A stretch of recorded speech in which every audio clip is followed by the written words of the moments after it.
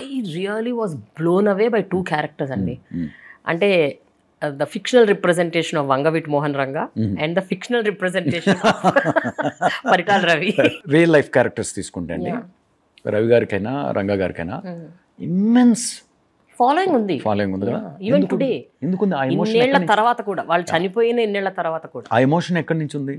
అంటే ఒక వ్యక్తిని విపరీతంగా ప్రేమించేవాళ్ళు అవతల వ్యక్తిని ద్వేషించవచ్చు, సేమ్ వయసు వర్స.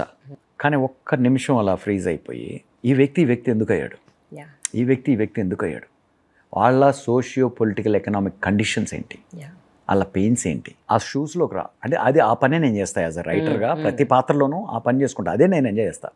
అందుకని నేను నా ఒక జీవితం కాదు, నా పాత్రలన్నీ నా జీవితాలే బేసిక్గా. I enjoy that living those many lifes basically.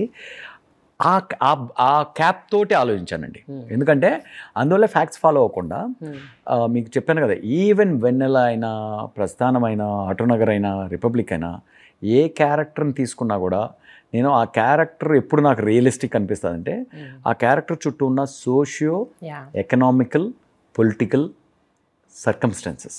ఎందుకంటే ఒక పాత్రని, ఒక మనిషిని, ఒక క్యారెక్టర్ని షేప్ చేసేది రైట్. మనము అడవిలో పెరిగామనుకోండి, అడవిలో పెరిగితే ఒక మనిషి మనం.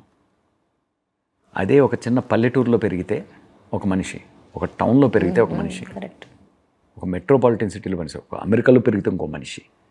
ఎందుకు ఇంత తేడా ఉంటుంది? లైక్ ఫర్ ఎగ్జాంపుల్ నేను చిన్నప్పుడు 7th grade వరకు ఒక టౌన్లో చదివాను.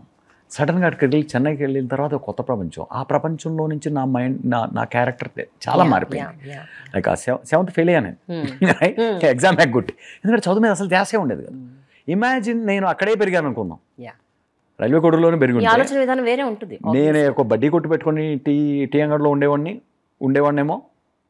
నేను కంప్లీట్గా వేరే క్యారెక్టర్ కదా. ఈరోజు ప్రేమ గారి ముందు కూర్చున్న క్యారెక్టర్ దేవకట్ట అయితే కాదు కదా. సో నా జీవితమే ఒక పాయలోంచి ఇటు వెళ్తే ఒక క్యారెక్టర్, ఇటు వెళ్తే ఒక క్యారెక్టర్, ఇటు అంటే నా జీవితంలోనే కొన్ని వేల పాత్రల పాసిబిలిటీ ఉంది ఒక చిన్న మలుపు వల్ల. ఇలా ఉన్నప్పుడు ప్రతి మనిషి జీవితము అంతే కదా. వాడు మాన్స్టర్ అయినా లేకపోతే గొప్ప నాయకుడైనా ఇదైనా it will be a great vehicle. కథ అనేది ఒక మంచి వెహికల్ అన్నమాట.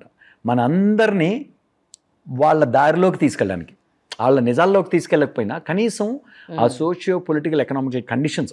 అందుకని నేను ఆ కండిషన్స్కి రాసా సీన్స్ని. Right, okay. అది కూడా ఏంటి జక్స్టపోజింగ్గా మనదంతా లైక్ డామినెంట్గా తీసుకుంటే అండి మనం 3 కులాలు జనరల్లీ, లైక్ పొలిటికల్గా ఎక్కువ ఇన్ఫ్లుయెన్స్ చేసే కులాలు.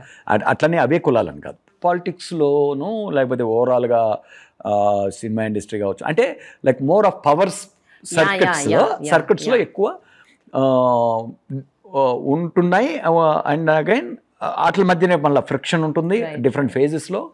అండ్ ఆబ్వియస్లీ అందరూ ఎవ్రీబడి ఈజ్ లైక్ కులం అనేదాన్ని ఒక వాళ్ళ ఐడెంటిటీ కోసం వాళ్ళు సఫర్ అవుతున్న లిమిటేషన్స్ని ఫైట్ చేయడం కోసం తెలియక ఎంచుకున్న ఒక ఇదే. కానీ దానికన్నా ఒక బెటర్ మీన్స్ లేక, బెటర్ ఇది ఎప్పుడు కూడా మీరు చూడండి, ఎకనామిక్గా లిబరేట్ అయ్యే కొద్దీ కులాల వారీగా యుద్ధాలు తగ్గుతాయి.